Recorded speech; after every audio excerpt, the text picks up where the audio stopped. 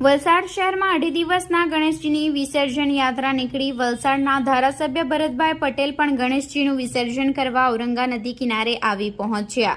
ગણેશ ચતુર્થીના પર્વને વલસાડ શહેરમાં ખૂબ જ ધામધૂમપૂર્વક ઉજવવામાં આવે છે અને સ્થાપના બાદ વિવિધ દિવસે ગણેશજીના વિસર્જન પણ કરવામાં આવતા હોય છે।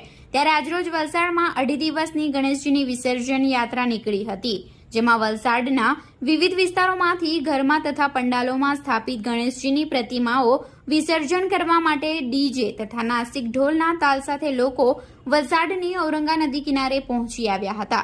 આ સહિત વલસાડની સાયન્સ અને કોમર્સ કોલેજના વિદ્યાર્થીઓએ પણ ગણેશજીની વિસર્જન યાત્રામાં ભાગ લીધો હતો।